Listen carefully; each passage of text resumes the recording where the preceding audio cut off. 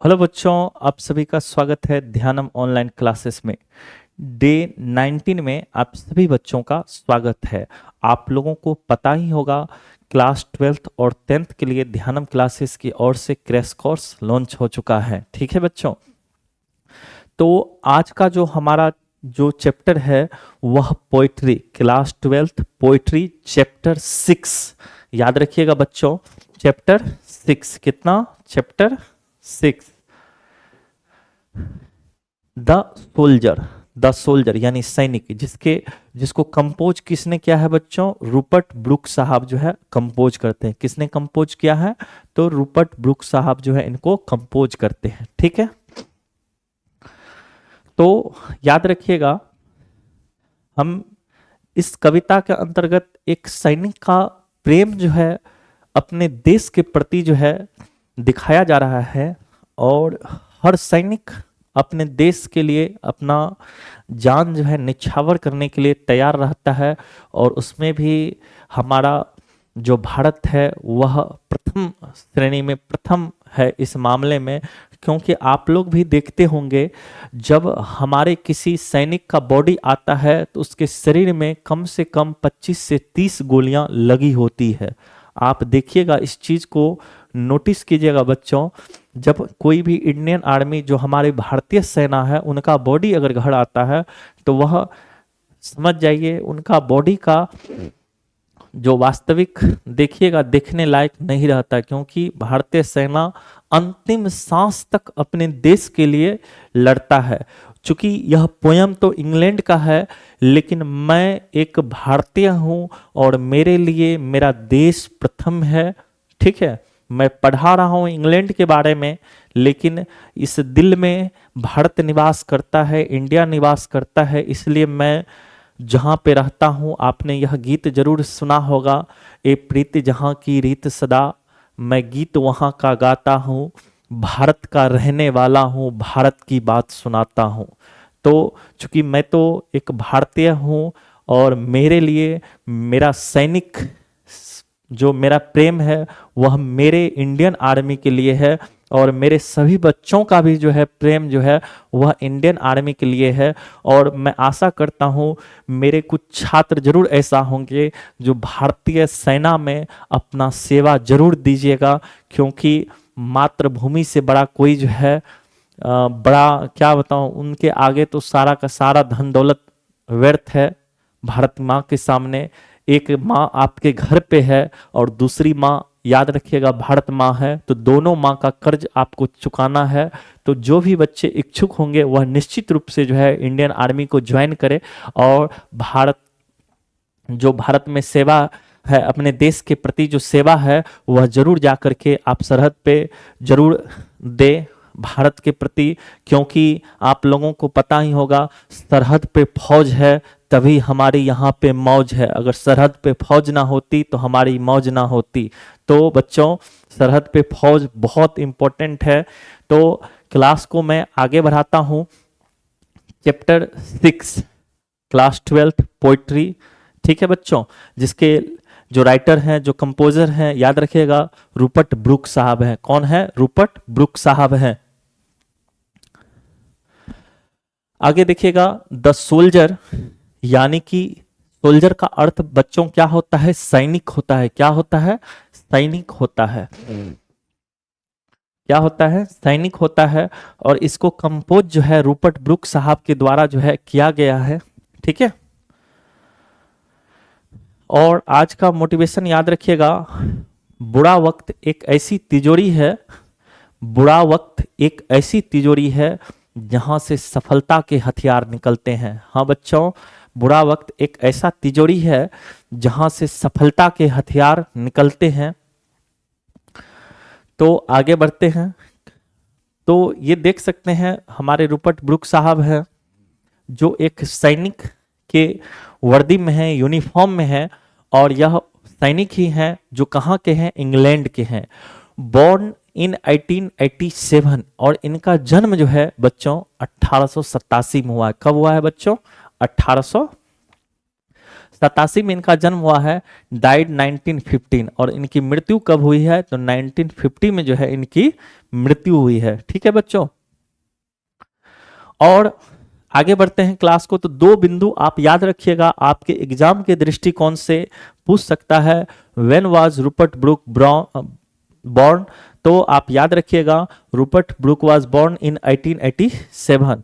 और दूसरा क्वेश्चन ये पूछा जा सकता है, when was Rupert Brooke died, तो आप लोग याद रखिएगा रूपर्ट ब्रूक डाइड इन 1915। याद रहेगा बच्चों, दो क्वेश्चन आपसे पूछा जा सकता है, जो इनका जन्म कब हुआ था और मृत्यु कब हुआ था। आगे चलते हैं। Rupert Brooke was born in a well to do. Well to do एक एडजेक्टिव है और इसका अर्थ होता है समृद्ध या अमीर या धनी। तो याद रखिएगा रूपर्ट ब्रूक साहब का जन्म एक समृद्ध परिवार में हुआ था, एक एकेडमिक फैमिली में, एक शैक्षिक परिवार में जो है इनका जन्म होता है। किनका? और रूपर्ट ब्रूक साहब का एक समृद्ध और एक शैक्षिक परिवार में जो है इनका जन्म होता है। His father was a house master at Rugby school, और इनके पिता जो हैं हाउस मास्टर होते हैं। कहाँ के? तो याद रखिएगा बच्चों, रग्बी स्कूल। कहाँ के? तो रग्बी स्कूल के जो है वहां के जो है यह हाउस मास्टर होते हैं। और वेयर, जहां पे Rupert Brooke was educated, Rupert Brooke को जो है प्रारंभिक शिक्षा जो है बच्चों मिली है। कहाँ पे? तो रूपर्ट ब्रूक साहब को जो है प्रारंभिक शिक्षा कहाँ पे मिली थी? तो याद रहेगा बच्चों,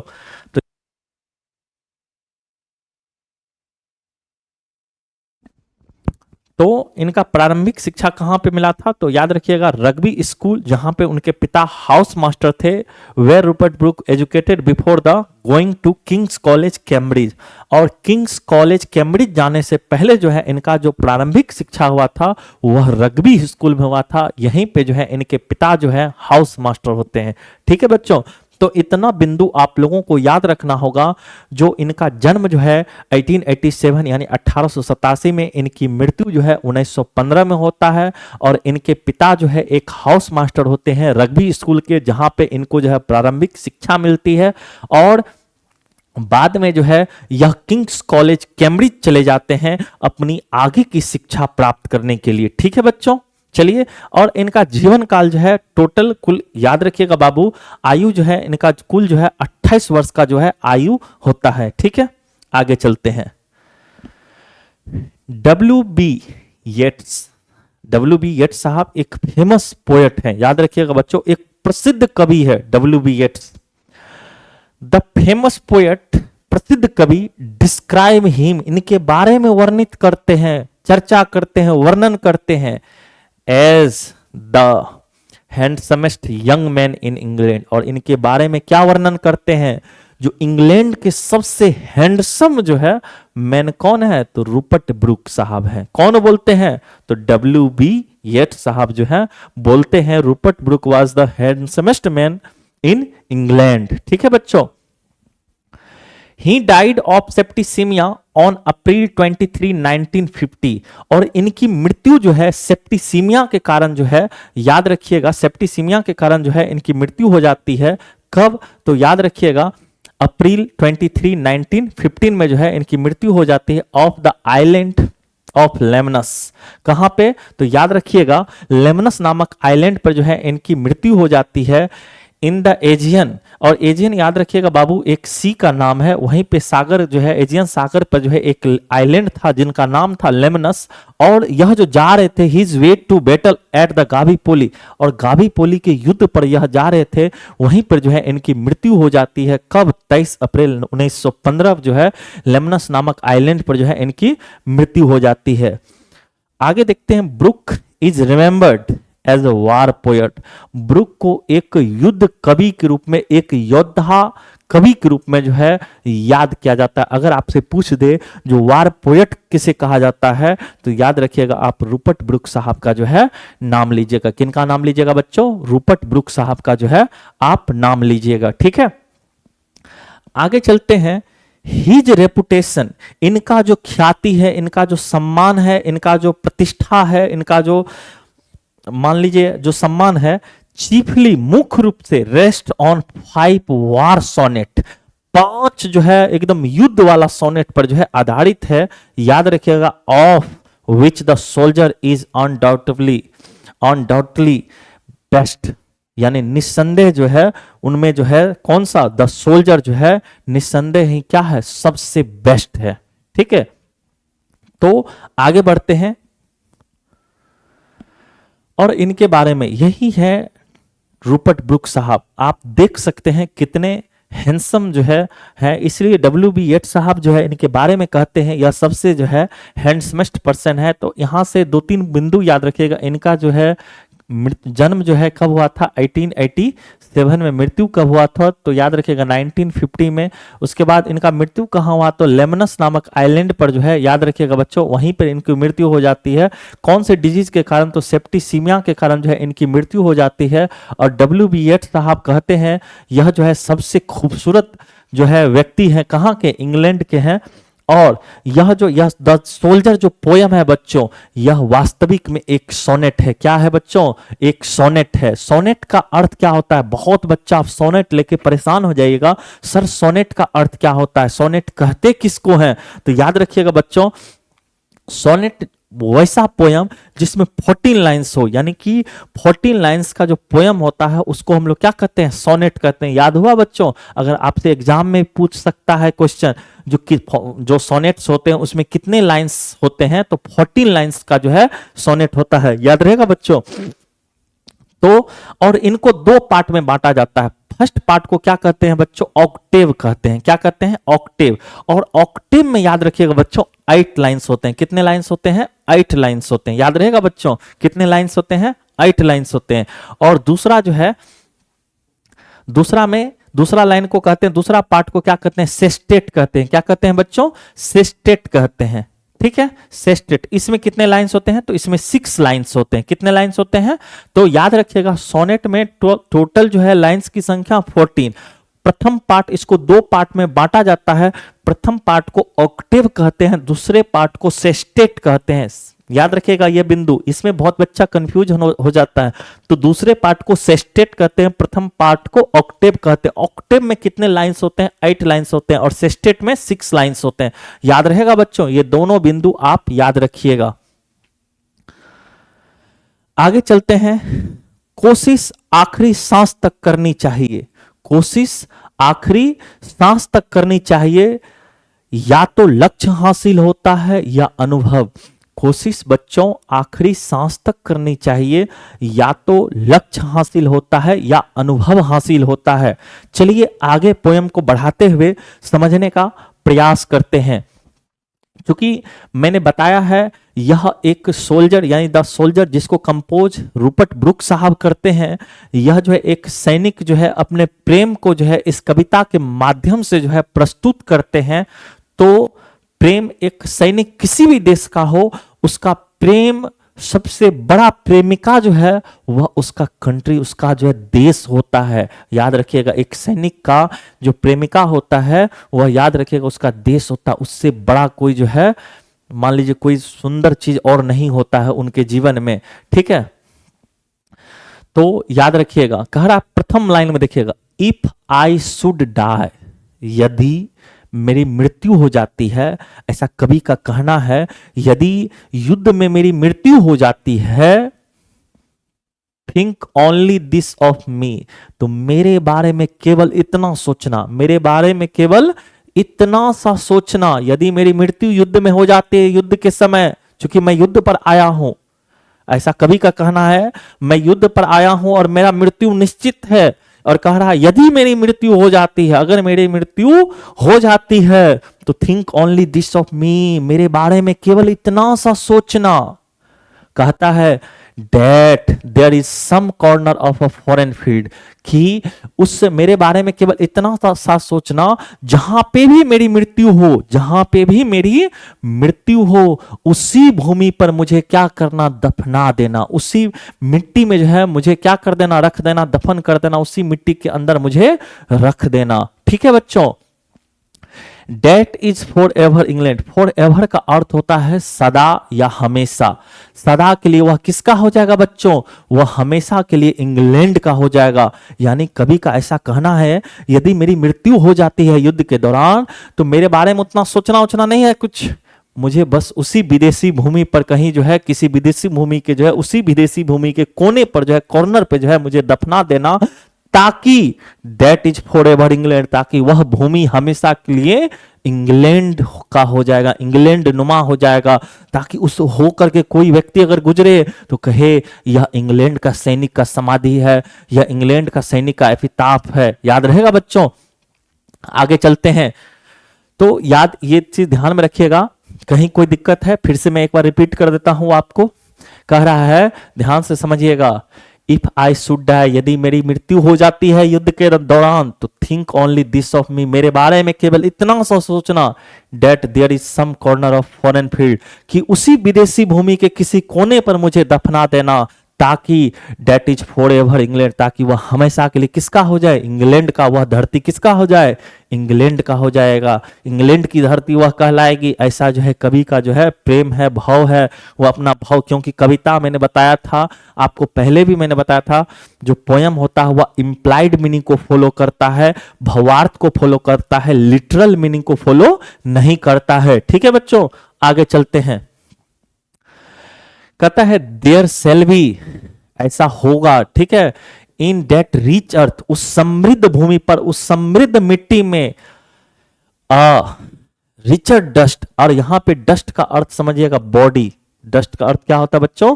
बॉडी। और बॉडी किसके लिए इस्तेमाल किए हैं? पोएट खुद के लिए इस्तेमाल किए। किसके लिए इस्तेमाल किए हैं? यानी कह रहा देयर सेल बी, ऐसा इसलिए हो जाएगा, वह विदेशी भूमि इंग्लैंड का ऐसा इसलिए हो जाएगा क्योंकि उस समृद्ध मिट्टी में एक समृद्ध कण, रिचर डस्ट कंसील्ड, कंसील्ड का मतलब होता है मिल जाना, ठीक है, उसमें छुप जाना, क्योंकि उस भूमि में जो है एक समृद्ध कण जो है क्या हो जाएगा? छिप जाएगा बच्चों। ऐसा कवि का मानना है, जो जहां पे भी मेरी मृत्यु हो उसी विदेशी भूमि के किसी कोने पे मुझे दफना देना, और उस विदेशी भूमि का कोना जो है हमेशा के लिए इंग्लैंड का हो जाएगा। क्यों ऐसा होगा? क्योंकि उस समृद्ध मिट्टी में एक मेरा जो बॉडी है, मेरा जो समृद्ध कण है, जो इंग्लैंड का कण है, वह किसके लिए, किसका हो जाएगा? हमेशा के लिए मिल जाने के बाद वह हमेशा के लिए इंग्लैंड का हो जाएगा। ठीक है, कह रहा है आगे देखिएगा, अ डस्ट, डस्ट का अर्थ मैंने बताया था बॉडी, बॉडी यानी पोएट खुद के लिए डस्ट शब्द का इस्तेमाल कर रहा है। अ डस्ट होम, जिसे इंग्लैंड ने क्या किया है? बोर्ड, जन्म दिया है। ये बॉडी, ये डस्ट होम इंग्लैंड बोर्ड, इसी डस्ट को, इस बॉडी को इंग्लैंड ने जन्म दिया है, इंग्लैंड ने शेप दिया है, आकार दिया है, मैड अवेयर, और इंग्लैंड ने इसे जागरूक बनाया है। 3 बिंदु याद रखिएगा, इंग्लैंड क्या क्या करता है। तो पहला याद रखिएगा, इंग्लैंड ने ही इस बॉडी को जन्म दिया है, इस बॉडी को आकार दिया है, इस बॉडी को जागरूक बनाया है। यह सारा का सारा किसका दिया हुआ है? इंग्लैंड का दिया हुआ है। ऐसा जो है पोयम जो है, पोएट जो है, कवि जो है अपने मन के भाव को जो है इस कविता में देना चाह रहे हैं, प्रस्तुत कर रहे हैं, अपने देश के प्रति प्रेम को जो है दिखा रहे हैं। ठीक है, आगे चलते हैं। और सभी बच्चों से मैं निवेदन करता हूं, आप अधिक से अधिक इस वीडियो को शेयर करें और अंत तक वीडियो को देखें, क्योंकि यह वीडियो आपके लिए एग्जाम की दृष्टि से तो हेल्पफुल है ही, साथ ही कुछ ना कुछ आपके जीवन के लिए भी जो है यह पोयम जो है सहयोगी रहेगा, क्योंकि मातृभूमि से संबंधित है। और अपने देश से प्रेम रखिए, क्योंकि भारत माँ से अगर हमारा रिश्ता ना हो तो हम किस काम के? एक माँ और बेटे का रिश्ता ही जो है सबसे बड़ा रिश्ता जो है दुनिया में कहलाता है। तो भारत, चूंकि पता ही है हम लोग भारत माँ कहते हैं, यानी इस देवी के प्रति कुछ ना कुछ मन में प्रेम होना चाहिए। आगे मैंने बताया है, there shall be in that rich earth, उस समृद्ध भूमि में रिचर डस्ट कंसील्ड, एक समृद्ध कण छिप जाएगा। और डस्ट होम इंग्लैंड बोर्ड, एक डस्ट जो इंग्लैंड यानी उस बॉडी को जो इंग्लैंड ने जन्म दिया है, शेप दिया, आकार दिया है। मैड अवेयर, जिसको इंग्लैंड ने जागरूक बनाया है। आगे चलते हैं बच्चों, कह रहा है gave once her flower to love, एक फूल भी दिया है प्यार करने के लिए। अब फूल शब्द से समझिएगा ध्यान से बच्चों, फूल शब्द का अर्थ क्या है? तो फूल शब्द का अर्थ है बच्चों, जो प्राकृतिक वस्तु है उसको जो है फूल से संबोधित किया जा रहा है। तो जितने भी प्राकृतिक वस्तु है उनको जो है प्यार करने के लिए दिया है। कौन दिया है? इंग्लैंड। यह बोल रहे हैं सारा का सारा कुछ मुझे जो दिया है ना वह इंग्लैंड ने ही दिया है। ठीक है बच्चों, तो give once her flower to love, यानी उसे एक फूल दिया है, प्राकृतिक वस्तु दिया है प्यार करने के लिए। हर वेज टू रोम, और उसे रास्ता दिया है। रोम का अर्थ होता है घूमने के लिए, उसे इंग्लैंड ने रास्ता भी दिया है घूमने के लिए, उन प्राकृतिक चीजों को देखने के लिए इंग्लैंड ने उसे रास्ता भी दिया। इस प्रकार से कवि का कहना है। और कह रहा अ बॉडी ऑफ इंग्लैंड, यह इंग्लैंड का शरीर है, इंग्लैंड का बॉडी है। ब्रीदिंग इंग्लिश एयर, और यह सांस भी लेता है तो इंग्लैंड का हवा जो है इसमें रहता है। इंग्लिश हवा जो है यह सांस में दूसरे कंट्री का हवा नहीं लेता है। देखिए प्रेम, देखिए किस प्रकार से यह दिखा रहे हैं, यह सिर्फ जो है इंग्लैंड का ही हवा लेता है। कह रहा है वॉश्ड बाय द रिवर्स, और इसको जो है किसने धोया है? इंग्लैंड के रिवर ने धोया है। इंग्लैंड के जल ने इस कवि के प्यास को बुझाया है, कवि को तृप्त किया है, कवि को इसी पानी के माध्यम से धोया गया। इसी पानी से जो है उनका प्यास बुझा है, उनका जो है कल्याण हुआ है। Blessed by the son of home, और उसी के उस सन से जो है उसके घर को भी आशीर्वाद मिला है। और सन कहने का मतलब समझिए उन प्राकृतिक वस्तु जो है, बिना सूर्य के प्रकाश के प्राकृतिक वस्तु जो पेड़ पौधा है उनका जो है हम लोग पता ही होगा, उनके बिना तो प्राकृतिक जितनी भी वस्तु है वह बड़ा नहीं हो सकता, वह तो नष्ट हो जाएगा।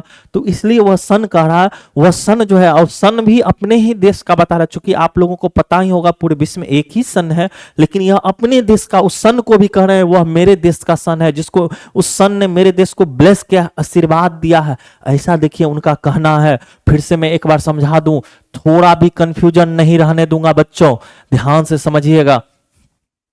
कह रहा आगे देखिएगा, give once her flower to love, उसे दिया गया है एक फूल दिया गया है प्यार करने के लिए। हर वेज टू रोम, रास्ता दिया गया है घूमने के लिए। अ बॉडी ऑफ इंग्लैंड, और इस शरीर जो है ना यह सांस भी लेता है तो ब्रीदिंग इंग्लिश एयर, यह सांस भी लेता है तो इंग्लिश हवा। उसी इंग्लैंड, इंग्लिश का मतलब यहां समझिएगा इंग्लैंड के हवा को ही यह सांस में लेता है, दूसरे कंट्री का हवा भी नहीं लेता है। कह रहा वॉश्ड बाय द रिवर, जिसको उसी नदी के द्वारा धोया गया है, तृप्त किया गया है। Blessed by the son of home, उसके घर को जो है आशीर्वाद दिया गया है सन के द्वारा। ठीक है बच्चों, आगे देखिएगा ध्यान पूर्वक समझिएगा बच्चों। कहता एंड थिंक और सोचो, एंड थिंक और सोचो दिस हर्ट, इस हृदय के बारे में। ऑल इविल सेड अवे, जो इस हृदय में जो जितनी भी बुराइयां, इविल का मतलब होता है बुराइयां, ऑल का मतलब सभी बुराइयां, सेड अवे पवित्र हो गया है, धूल गया, खत्म हो जाना। क्यों ऐसा कह रहा है कवि? क्योंकि मृत्यु के बाद आप लोगों को पता ही होगा, हमारे वेद पुराण में लिखा है, उनका क्या हम पढ़ेंगे, हम तो हमारे वेद पुराण में ये सारी बातें लिखी हुई है। जो मृत्यु के बाद जो है किसी भी व्यक्ति का मन जो है एकदम साफ हो जाता है, एकदम क्लीन हो जाता है, एकदम पवित्र हो जाता है। मृत्यु के पश्चात उसमें किसी प्रकार का बुराई नहीं रहता है, ऐसा कवि का कहना है। जितने भी मेरे मृत्यु के बाद जो है मेरे हृदय में जितनी भी बुराइयां होगी वह सारा का सारा खत्म हो जाएगा, ऐसा जो है कवि का कहना है। एंड थिंक, और सोचो, दिस हर्ट, इस हृदय के बारे में तुम सोचो। ऑल इविल सेड अवे, जितने भी इस हृदय में बुराइयां हैं वह दूर हो जाएगी, खत्म हो जाएगा, पवित्र हो जाएगा, साफ हो जाएगा। कह रहा अ पल्स, एक विचार। पल्स का अर्थ क्या होता है बच्चों? एक विचार। इन द एटर्नल माइंड, शाश्वत मन का विचार जो है, उस अमर मन का जो विचार है, नो लेस, कम होने वाला नहीं है। अपने देश के प्रति जो प्रेम है इस साफ सुथरे मन में, वह कम होने वाला नहीं है। इस शाश्वत मन में जो विचार है मेरे कंट्री के लिए, यह बाबू कम होने वाला नहीं है, ऐसा पोएट का कहना है बच्चों। इस साफ सुथरे, इस अमर मन में, क्योंकि पता ही होगा एक सैनिक कभी भी जो है मरता नहीं, वह हमेशा अमर रहता है। ठीक है, आप लोग देखते ही होंगे हमारे इंडियन आर्मी कभी युद्ध में मारे नहीं जाते, वह अमर हो जाते हैं, वह हमेशा के लिए हमारे दिलों में जो है जीवित रहते, उनको मैं अपने दिलों में संजो करके रखता हूं, उन सारे के सारे सैनिक, और मैं सैल्यूट करता हूं जिन्होंने अपना योगदान दिया है हमारे देश को बढ़ाने के लिए, हमारे देश की रक्षा में। उन सभी सैनिक, उस सभी सोल्जर्स को मैं सैल्यूट करता हूं, मेरे देश के सभी सोल्जर्स को। आगे देखिएगा, कहता है गिव्स दिया है somewhere back thoughts of England given, जो वह विचार है, गहरा विचार है, मैं उसे वापस देना चाहता हूं। क्या क्या विचार है आप लोगों को अभी मैं आगे बताऊं, अगला स्लाइड में दिखाऊंगा। जिस प्रकार का विचार मुझे इंग्लैंड ने दिया है वह जो है कभी कम होने वाला नहीं, मैं उसको हर जगह वापस देना चाहता हूं, लौटाना चाहता हूं। अपने देश के सभी सदस्य यानी देश के सभी व्यक्तियों को, सभी नागरिकों को मैं वह विचार जो है देना चाहता हूं। जिस प्रकार मेरा दिल में मेरे देश के प्रति प्रेम है, उसी प्रकार का प्रेम जो है वह मेरे देश के सभी निवासियों के लिए दिल में जो है, देश के लिए जो है क्या हो जाए, उत्पन्न हो जाए। इस प्रकार का कवि का मानना था। अब देखिएगा ध्यानपूर्वक, कहता है इंग्लैंड ने क्या सब दिया है, हर साइड उसको सुंदर सुंदर दृश्य दिया है। देख सकते हैं बउआ यहाँ पे हर साइड उसको जो है सुंदर सुंदर दृश्य दिया है। आगे कहता है साउंड्स, और जो है मीठी मीठी बोलियां भी दी गई है, मीठी मीठी बोलियां भी दी गई है। ड्रीम्स हैप्पी एज हर डे, और वहां का जो हर दिन होता है एक स्वप्न के जैसा होता है। यानी कि आप लोगों को पता ही होगा बच्चों, जो सपना रात में आता है, लेकिन उनका कहना है वहां का हर दिन एक सपने के समान है। वहां का लोगों का जो है मीठी मीठी बोलियां है, और वहां का हर एक चीज जो है, दृश्य जो है, जो मुझे इंग्लैंड ने दिया है, मैं उन सभी चीजों को वापस देना चाहता हूं। एंड और लाफ्टर, और मैं जो हंसा करता हूं, मैं जो हंसता हूं, मेरे में जो मुस्कुराहट है, लर्न ऑफ फ्रेंड्स, जो मैंने अपने दोस्तों से सीखा है। मैं जो हंसता हूं वह मैं किससे सीखा हूं, मैं अपने दोस्तों से सीखा हूं। और दोस्त मेरे कहाँ के हैं, ध्यान से देख सकते हैं, दोस्त भी मेरे इंग्लैंड के हैं। वह देशवासी भी, मेरा दोस्त भी कहाँ का है, इंग्लैंड का है। एंड जेंटलनेस, और जो विनम्रता है वह भी मैंने अपने देश से ही सीखा है। इन हार्ट एट पीस, और मेरा हृदय भी जो है यहाँ पे शांत रहता है, शांति होता है। Under an English heaven, heaven का अर्थ होता है बच्चों स्वर्ग, और यह सारा का सारा जो है इंग्लिश यानी इंग्लैंड जैसा स्वर्ग कंट्री में जो है मिल सकता है। इस प्रकार से वह अपने देश को जो है स्वर्ग बता रहे हैं।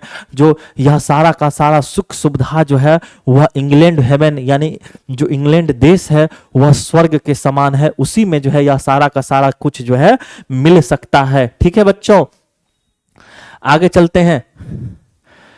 और हमेशा याद रखना, बेहतरीन दिनों के लिए बुरे दिनों से लड़ना पड़ता है। आज का हमारा क्लास खत्म हुआ। आप सभी बच्चों से निवेदन है इस क्लास को अधिक से अधिक शेयर करें। अगर आपको क्लास अच्छा लगा हो तो क्लास चैनल को सब्सक्राइब करें, लाइक करें, साथ ही अधिक से अधिक अपने दोस्तों में इस चैनल को फैलाएं। और इसी के साथ आज का क्लास खत्म होता है। कल फिर मैं इसका क्वेश्चन आंसर लेकर के अगले क्लास में आता हूं। तब तक के लिए धन्यवाद। राम राम।